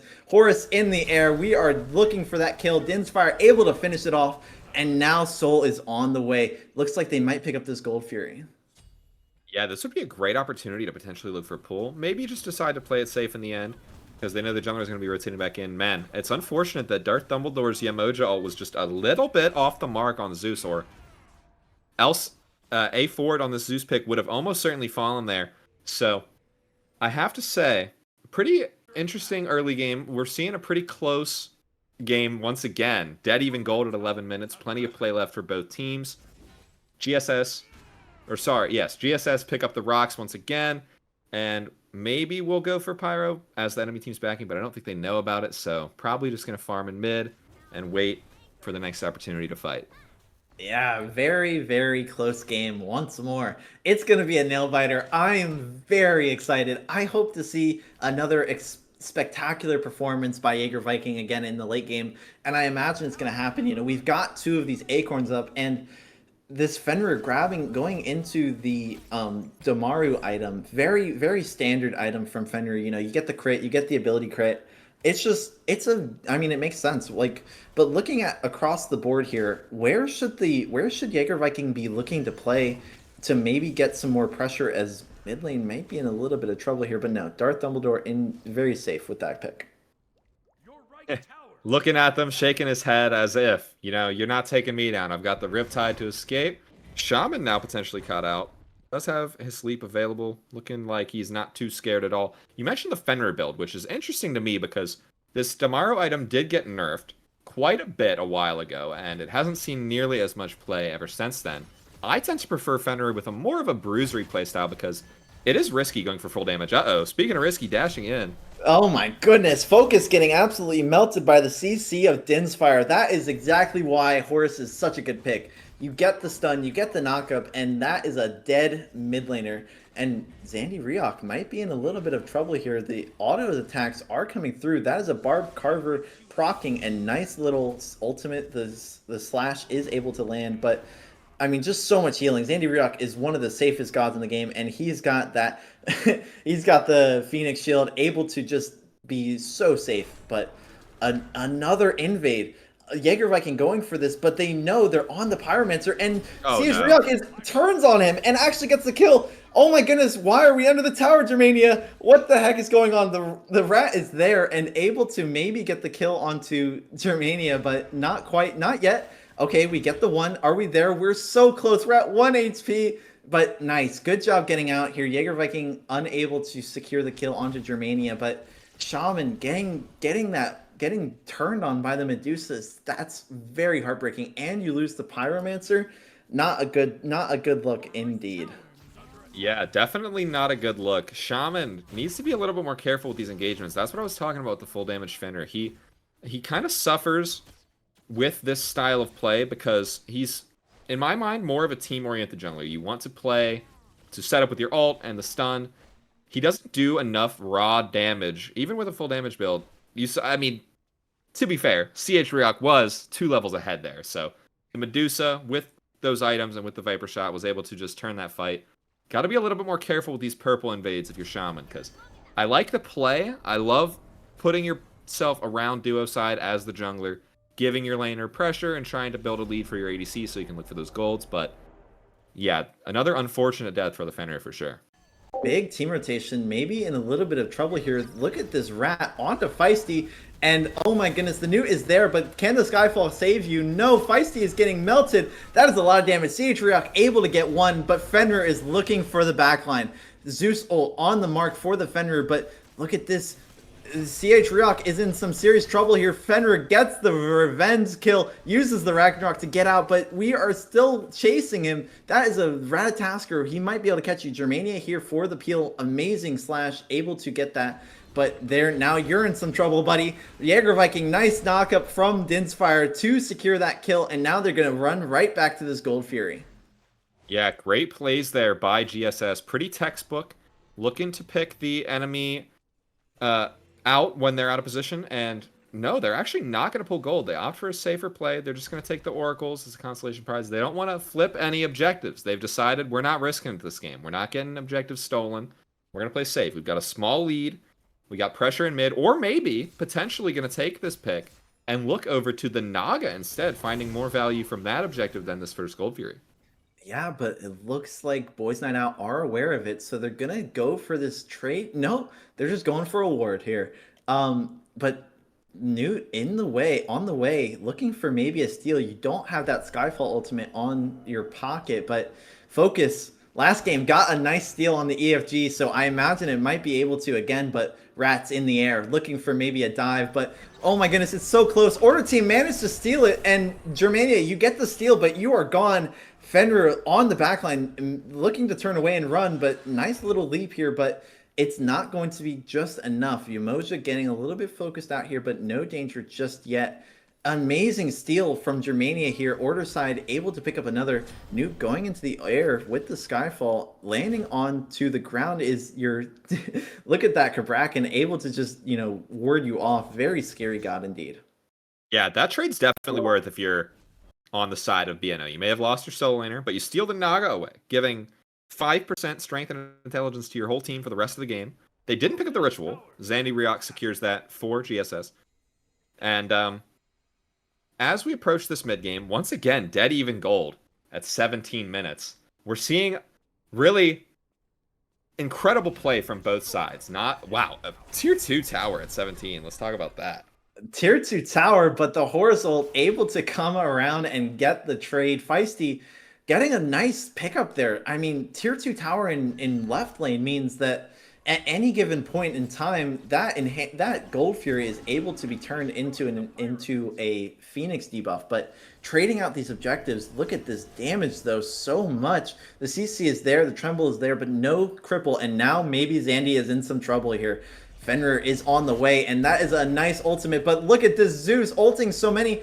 Oh my goodness, so much damage. Everybody's in the backline of someone. Mordred in a little bit of trouble here. He uses the slash onto the Kabrakan, but look at that damage. A forward using the one to go in, and Rat's diving in the tower. We get the brutalized, but that just took you closer to the Zeus. Zeus able to come in, but Feisty doing so much damage to everyone. We get the stun, we get the knockup. Can we kill the Feisty before he locks in? And that is a Petrify to finish off the kill. And one more for CH Ryok, getting that double kill. Wow, taking down 4 and getting the Gold Fury in the meantime. Medusa and I believe it was Ratatosker were over on the Gold Fury. Rat ults over to the team fight, helps out there. They managed to take down 4. They secured Pyro just before then, and it looks like they might be running straight to fire. If they pick this up, that is, I think this is the right play, but at the same time, you know, Mordred's right there. They don't have any vision, but the Mordred, okay, they know about him. See, Zandy's looking for some damage here. Germania in no real trouble here, but now the team knows Newt is going to be on the way. That Skyfall ultimate on focus with what happened last game. That's going to be a little bit dangerous here. It's at 5,000 damage, 4,000 HP. We're going in. Can we get the steal? It's so weak. Just land on it. Skyfall is able to get it, and CH Ryok. Okay, CH Ryok secures the damage onto the Fire Giant, and now you're between a rock and a hard place, buddy. The new damage is so much. Oh my goodness gracious, but the wall is true, and we are on to this frontliner. Feisty is unable to be out of their focus, in some serious trouble as well. Jaeger Viking getting that killing spree. Amazing job, just able to secure the Fire Giant with the CH Ryok's auto attacks or abilities. Just, I mean, much better than last game, and now you're in a much better position than last time. You are up 4,000 gold. It is 20 minutes in. We are 3 to 18 kills. Gunshow Shoguns pulling out a very dominant lead. Yeah, it's gone from bad to worse very quickly for BNO. They almost got the Fire Giant stolen by Focus once again in the air. Just barely not able to secure that as they're looking for a Phoenix Siege triple stun. Oh my goodness, good Unchained, and the defense that's a good enough defense for the BNO. They're able to just ward them off, but now they're going over to this duo lane. They're gonna attempt to do a tower sweep. We have so many towers up to deal with here for the Gunshow Shoguns. And I don't imagine that Feisty is going to be enough to go for this defense here. And yeah, they're going to opt to defend the tower, the tier 2 instead. But just into this late game, they lost the Fire Giant. The lead is just expanding upon itself. How are the Boys Net Out supposed to turn this around? It's going to be tough. You have to look for really good positioning, get vision down, make sure you know where all the enemies are, because if you have good map presence, then you have a much better opportunity to look for those picks, find those opportunities to turn the game around. I like the play by GSS to call off that Phoenix Siege, recognizing that we have a lead, we've got plenty of time on the Fire Giant, we can just look to sweep these towers, extend our golden XP lead, and play for the next fire if we want to break the base. Yeah, and a big step of that is grabbing this Pyromancer bomb. That is very important. If you're taking that away from the Gunshow Shoguns, that means that they're unable to do it onto your Phoenixes, and I think that that is one of the most important things. But I mean, just another very important thing to mention: this enhanced Fire Giant, or I mean, enhanced Fire Giant and the Ancient Gold Fury. If they can get a steal onto the Ancient Gold Fury like they did last game, I think they might just be right back in this game. But Focus maybe a little bit out of position here. A good teleport out of there just to be safe. And I mean, they're just going for the tower sweep. It makes sense, but having that dual lane Phoenix exposed is a very, very big liability for the Gunshow Shoguns. Yeah, 100%. And a smart call by BNO to take that Pyromancer when they had the opportunity. Now GSS looking to siege down the right lane. And once again, they're going to try and sneak an objective in the meantime. Training out this Gold Fury, however, they will be on vision. So if I'm GSS, I'm hitting the gas. Looks like we may have had a pause. So in the meantime, talk to me about the builds here. We've got a crit Fenrir. He's a little behind in farm, but as he approaches what looks like it's going to be a Deathbringer, his kill potential is going to come online very soon. Characters like Zeus are going to have a hard time dealing with that. And we're back already. Oh, maybe not. A little bit, I bet a mistake, but the Zeus bringing out bringing out this stacking. We have the Book of Thoth. We have the Pennon on the Obshar. We have this upgraded Blink. I think he's going to be a very, very big problem. You've got Fire Giant for a little bit longer. You're going to be able to just do insane amounts of damage. If you hit that Chain Lightning onto the backline, then you're going to be, very happy. Able to get, the Detonate onto, 3 different members if you have the ultimate as well. That's going to kill most squishies in the game, especially when, you're up against a Soul who only has that safety after 3 seconds of, wind up. Yeah, Soul, a very safe character, but like you mentioned, it's easy to get bursted as we approach late game. It's harder and harder to find the opportunity to get into this sap rate. With the 60 seconds remaining on Fire Giant, I expect GSS will probably look to take this tier 2 and then maybe back off, get a bunch of wards down, have priority over this next fire, since they've built this pretty solid lead for themselves now. 6k up. Zeus, with the Blink, going to be really hard to kill for the enemy dive. Fenrir is not going to do enough damage on his own. He's going to have to coordinate with Mordred to get onto him. And with all the peel coming out from Horus and Cabrakan, it's going to be very challenging. I agree totally. And now we are going to be going right back into this game. Again, I'm Rye. I'm joined here by Lem. We're in game 2 of the Lunar semifinals.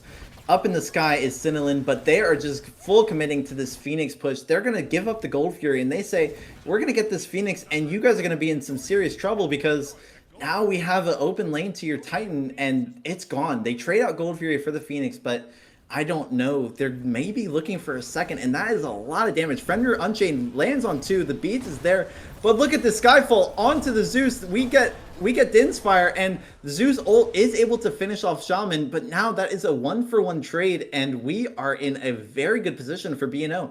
They only lost 1 Phoenix to that. Yeah, it's an interesting play to trade out the Gold Fury for your right bird. I like the response from GSS, recognizing since they had vision on Gold Fury, they knew most of the enemy team was there. They hit the gas pedal and run down right. Little bit greedy to try and go for midbird as well. They didn't have a wave, and the whole team had already backed, so bit of an overextension, but it only costs you your support, and at the end of the day, Fire Giant's not up, no objectives left on the map, so both teams just looking to farm and get wards down for the next FG. Yep, they are going to just push out a wave and into the duo lane, maybe look for another tower, but I don't imagine they're going to do that with Fire Giant coming up so soon. Or rather, maybe they're just going to go for it. I mean, I think, oh my goodness, Ford playing the aggressive corner here, but look out, Shaman is in the wings, and that is a lot of damage from that. Oh my goodness, we get the double 2 out, but Shaman in some serious trouble. He's crippled away. He's able to leap off around that wall, but that was almost a dead Fenrir, able to get away just barely with no beads in the pocket. That means that you are very, very susceptible to this Cabrakan. Yeah, 100%. 24 minutes in, 5k lead the way of GSS. Finally manages to get a stack on the Rage, does Fenrir. He's got 3 crit items online now. No percent pen in sight. However, might be able to get some kills now that they've got 60% plus crit chance. They've got the Deathbringer. So they're going to be hitting really hard with those Brutalize. If you're BNO, you're 5k down. This is the semifinals. There's no quitting now. Okay, we made it all the way here. We're not giving up. So we need to look for a play. What do you think they should do to turn this game around? I think it all ends up being around this fire giant. Like last game, you know you can steal it. You have that confidence. You're able to, play aggressively because you have a Fenrir jumping in and able to maybe get, no, he is turned on a forward, able to just absolutely melt him with that ultimate. But Skyfall in the air, and Germania might be in some trouble here. We get the knockup, but we ult away as Mordred. And now that might be a bad sign. We use the Stampede. We're going to this mid ritual. We're just going to get it. If we get pushers coming down these lanes, you're going to have to deal with them. And that means we get a free Fire Giant if we are the Gunshow Shoguns. And I would be very cautious if I was BNO. If you play too aggressively like Shaman did just then, that could be one more play like that. That could be what they need to finish this Fire Giant. Yeah, we're seeing a lot of burst damage coming out from the GSS team, and you have to be careful how you position on a character like Fenrir, especially if you're going to build full damage. Looks like he's now itemizing into some defense, potentially a Magi's or something of the like. I'm very surprised they went for the Beacon and Pyro over just straight up pulling fire while they had a pick. However, it's still a smart call, because like you mentioned, the lane pushers are going to be coming down. Now they have a bomb for secure, so they're looking to pull it once again. Germania in between a rock and a hard place here. The Umoja ult is able to maybe stop this just for a second, but Horus just going in for so much CC. Focus being the target now. Egg is being pulled, but no CC is there. And look at that ultimate. Jaeger Viking in the backline looking at the focus. We get you. Feisty able to trade out for this Zeus, though. In some trouble. Look at that healing. The shell is there. We're holding left click. Feisty. Oh my goodness. Amazing, amazing Petrify. And the time lock Aegis is not going to be enough to save you. CH Ryuk is able to go for a double kill. And getting another double kill is Jaeger Viking. That is 4 dead for the BNO squad. They're going to pull this Fire Giant. Yeah, and they're going to get this Fire Giant. Now, this is actually perfect timing, too, because even though you lost one, you lost Zeus, 4 of your members are about to get Fire Giant. And in the meantime, these Nagas are pushing down. So this is going to create a window of opportunity where not only are they going to have this FG buff, but they have these lane pushers. They might have teleports available, and even if not, they're going to be able to make a play on one side of the map while waves push down the other. So I want to see them maybe go for Gold Fury, but even if they don't, they have a really strong opportunity to siege down these Phoenixes.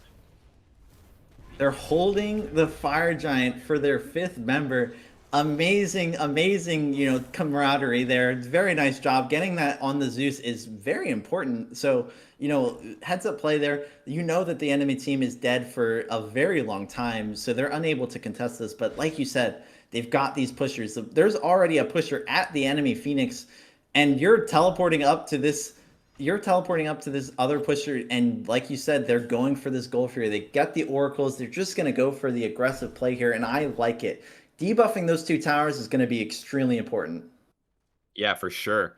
Smart play, by the way, to hold Fire Giant for their Zeus. Like you mentioned, they know there's no threat of the steal. I mean, if Umoja walked up and took it, that would have been a miracle, given we've seen some crazy stuff in this set already. Speaking of crazy, Fenrir looking for a potential flank here. Yep, Densfire able to secure out this Gold Fury, so Shaman unable to go for a steal, but amazing job. Like, getting Gold Fury onto those two Phoenixes. Oh my goodness, Focus, you might be in a trouble here. The ult is there, and that is a lot of damage. Jaeger Viking doing so much for the team. Petrifying Gaze onto this Mordred, but he is just going to ult out. But look who's ulting in. Jaeger Viking going for another. We get the ult. We get the... Oh my goodness, so much crit damage. Shaman just one-shotted him. We get the kill. That's trading 1 for 1, and Feisty is in a little bit of trouble, but the Zeus unable to get the kill. And what an amazing trade. Now BNO have a little bit of hope. Ragnarok coming through. The beads is forced, and now Fender gets out of there. Team beads off of them, and now we are just looking for another fight. We just keep going in. and they keep getting people. The root is onto the solo laner, and now Cabrakan drops the dagger. They drop the dagger, and now the fight might just be in the side of BNO. And we're just going to keep on running. Feisty looking in. We've got the dagger. We've got the damage. Can we catch up? Mordred waiting for that large ultimate to come through. Maybe get some CC, but I don't think they're going to be able to catch up. No, Yamoja Puddle says otherwise. We go in. That is a dash, but Din's Fire in some trouble. The proc item is able to come out, but oh my goodness, so much damage. Shaman coming out again. Feisty getting another kill. BNO are right back into this game. Yeah, what a turnaround. We immediately saw the value from this crit build that Shaman opted to pick up when he one-shot Jaeger Viking. Fenrir obviously able to follow people through their dash, looking for potentially another fight. But no, will manage to just... He missed the Unchained, so he backs up. They're looking to siege down this Phoenix. They've got 2 picks, Zandy Ryok spawning soon. They don't have a wave, but they've got 5 members in tow looking to potentially step in here. And Soul obviously has a lot of damage with this full build. Yes. Yamoja taking a lot of damage from the Phoenix, though. Cabrakan, oh my goodness, Jaeger Viking onto Shaman, said, you want to one-shot me? I'm going to one-shot you back. The dagger is dropped again. Now, Ryok is back with the dagger, and they are just running at this enemy squad. We do not stop fighting. We are playing arena. We do not care, but it does not matter because it favors GSS. These Phoenixes are getting absolutely mollywopped by these waves that are coming in. Skyfall going up into the air, but it does not land onto the enemy jungler, onto Jaeger Viking. And now Germania just going to keep on running away as Gunshow Shoguns just regroup. They're going to go back to the drawing board, and they're going to look for something new. The team's playing hot potato with this Obsidian Dagger, passing it from Cabrakan over to the Newt and back to Cabrakan. So he's got a full duration Obsidian Dagger. Each time it's dropped onto the ground, it resets its timer. Their frontline having that is a very dangerous threat for BNO. So they're going to look to pull this Pyromancer, take the Runic Bomb so they can secure the next FG, which will be enhanced. By the time it spawns, it's going to be EFG, given a little bit of extra power and regen, as well as helping to mitigate those backdoor protections, making their siege even stronger. Yeah, EFG, it's going to be in the game in just a short 2 minutes, or rather 1 minute. I am extremely excited to see how the BNO are going to play around this, because all of your ults are going to likely be up. You know, the new ult is waiting off cooldown, but you've got the Mirrodin, you've got the staff. You're able to, you know, do this fairly easily. And another thing, they've got the Ancient Fury to worry about as well. So they need to get this Fire Giant steal, because trading out this Fury for the Fire Giant, I don't think it's going to be such a good play considering how many towers the Gunshow Shoguns have on their side.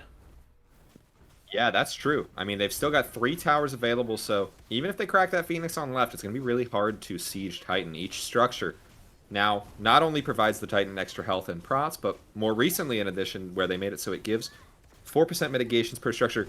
Wow, they're still on this Gold Fury, and GSS are pulling the Fire Giant, so this is going to be really hard to defend without their full team. Yeah, and Fenrir opting to back rather than walk over to the Fire Giant might be unfortunate, but look at this. Ratatasker playing aggressively. Jaeger Viking doing an amazing job at zoning here, but Fire Giant's getting a little bit low. Look at the wings. Mordred's there.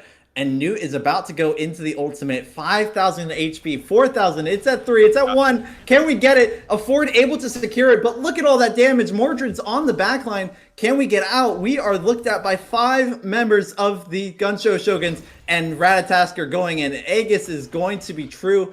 And Germania is no longer the target. Or rather, the rest of the team is just wrapping around behind these walls. Germania unable. Oh my goodness, look at what? He's going. He's gone. Okay, they're going to go for the Phoenixes. They're just ignoring Germania at this point, which is the strategy they opted for last game, and I like it. They're running down these Phoenixes. They think if they can get one or two more Phoenixes, they're going to be able to get some picks and look for some damage here, but so much damage onto this Phoenix. It is gone. Germania in some trouble. Focus maybe in some trouble on their own, but Zandy Ryok looking for the backline, and no, they're just going to go for the team. Oh my goodness, Jaeger Viking getting caught out by the Mordred ult, and now they're on the mid Phoenix. They are just going to keep on going. They just do not stop. We have the dagger in hand. We're going in. We are brutalizing through the enemy team, but Horus able to hold on to that dagger, and now they're just going to do a chase. Yeah, really good play. Just taking down 2 birds. They did lose their jungler, so backing up immediately. They've still got EFG, though, and a couple ults available. Looking to defend this beacon. Zeus blinks out. A lot of damage here. Zeus getting an ult on all of them. Can we get a stun? There is so much damage. Mortar's at 1 HP, but look in the back line. We've got that Fenrir. Skyfall comes out, but you are in no danger, Densfire. You've got EFG. Shaman just sitting in the bush. If they catch him, okay, he jumps over the wall, and now Gunshow Shoguns get another ritual. That is another set of pushers that the BNO squad have to deal with. Yeah, they've still got EFG on 3 members. Dagger available for Horus. That Horus ult, by the way, in a situation like this can be very useful because not only does it allow you to make map plays from Phoenix to Phoenix, but you could potentially just go onto the Titan with your whole team. They've got Medusa with that EFG, and both the tanks with a lot of regen as well. So if they get a pick, the Boys Night Out squad is going to have to be really worried about this Titan. They have to push up the waves, get vision down, and try and get a pick would be ideal. Yep, and it looks like Gunshow Shoguns might just look for a Pyromancer just in case they need it for the Titan Siege. But I mean, just what are the BNO going to do? What are they going to look for in this next fight to maybe turn this around? I would go for a cheeky pick onto the Zeus. Zeus's blink is down, and he does have beads available, but with so much damage coming out from this Fenrir's crit build, he might be able to take him down. Fenrir's still trying to finish out that Titan's Bane, not quite full build yet. However, looks like it is GSS that are grouped up looking for a pick in the enemy jungle. Yeah, they look over here. Maybe they can... Okay, we got some words out. We're in no danger here, but they're just going to push down a wave. And this Phoenix not up for a long time. We have a Phoenix in dual lane that is up at very weak HP, but it's not looking good. They're going to look for just an immediate siege here. 1 or 2 autos from this ADC is going to be enough, and the Phoenix is low. Fenrir goes in. We get it on the CH Ryok, and look at this Mordred able to go through on the back onto the Kabrakan, but it does not matter. Look at that ultimate in, and now we are on the back line. CH Ryok just absolutely does not care, and we are gone. Now we look at this trade. We got 3 members down and so much damage, and the 2 tanks are the only ones alive with the EFG. But look at Focus. Focus is in some trouble here. The auto attacks are there, but the ult is better. We get 2 for 3, and now the BNO squad are in a lot of a better position. They do not have to worry about EFG for a little bit longer. Yeah, that's true. They're going to have 2 of their birds spawn. However, this duo side Phoenix fell, and that is the most important one because as EFG spawns once more, they're going to be able to play the GSS team are going to be able to play around this fire waves and left. Still a brawl going on, by the way. These tanks not giving up quite yet, just kind of having a bit of fun with the enemy team. While their Titan, meanwhile, has taken a ton of damage to fire waves. Yeah, that is so unfortunate. Titan's at 2k HP, but the saving grace is that you have those Phoenixes coming up. Germania is kind of just zoning out. I think it might have been the effective play because if those tanks realized just how weak the Titan was, they would have won. Look at this Yamoja ult, able to trap both of them in, but it does not matter. They are so tanky, and now they have to push out waves. If Horus ulted in onto the Titan, he would have won the game, but he doesn't know. The Phoenixes are respawning, and now they have waves to push out. They have to save the Phoenixes, but I imagine that they're just going to look for a back door here. Am I crazy? No, not at all. This Titan is 1300 HP, and I will say, if the Horus had gone in on his lonesome there's almost no way he would have done 1,000 damage to the Titan by himself. However, they're picking up the CFG. They've got the Horus available. Now, there is a strategy that I've seen employed in Ranked, and I wonder if the GSS guys know about it. When the Titan falls this low, you can pick up that Ragnarok's Wake item, and there's almost nothing the enemy team can do to stop you from meteor storming their Titan and taking it down. Exactly. That is the best item in the game. It's my favorite item. They're just going to look for this Phoenix and Jaeger Viking positioning so aggressively here. Oh, but he's spotted by the wave. The rest of the team walking over there, they know that they're going to look for this fight. If they do not get anything here, they're over. Nice brutalize onto the backline. CH Ryok is gone. Amazing Aegis able to save you. But look at this. We're going on to Zandy. Zandy is so tanky, able to survive the whole team. Skyfall in the air. Jaeger Viking able to finish off Germania. And Zandy Ryok is just in no problem at all with EFG, with that tankiness that Kabrakan brings. But they get one. They trade out 1 for 1. And for some reason, they're backing up. They have EFG's Shaman going onto Zandy Ryok. Just, you need to put one member on each person here, because if they get into that Titan room, it is not good. But in the meanwhile, Horus just going in by himself. That's it. 1,000 HP. Zeus is with him, and that is going to be a game over. Gunshow Shoguns take another game. That is 2-0 for this set. Wow, congratulations to them for taking the semifinals. I'm very impressed by these Gunshow Shoguns. They played textbook that game. They got ahead early game. They pressured objectives, secured those EFGs, made sure the enemy team wasn't stealing them away this time. And then at the end, a climactic ult from Dins to Horus. Horus fly into the Titan with a Zeus in tow and take the game. What an amazing end to that game. A Ford on the Zeus pick doing so much, but another person doing even more is Jaeger Viking. Again, just like last game, just showing immaculate positioning. Sure, he got called out a few times, but 8, 3, and 13, that is a beautiful stat line. And just good stat lines across the board here for the Gunshow Shoguns. And I am just absolutely impressed by them. I am so excited for the next match in the finals.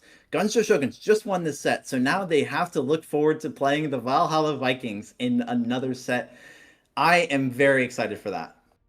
Congratulations to them for making it to the finals. It should be an exciting set. I hope to see these teams back again, because that was really close games. Up to about 20 minutes in that game, it was back and forth. And once they started grouping around objectives, GSS was able to take it home. Yep, but that is going to be it for today. Thank you all for watching. I've been Rye. I've been joined here by Lem, and up in the sky, we've got Cinnilyn. Thank you so much. And what an amazing set. We will be back with more Serpent Ascension League action in the finals. Stay tuned, follow, and we will be back after a couple of days.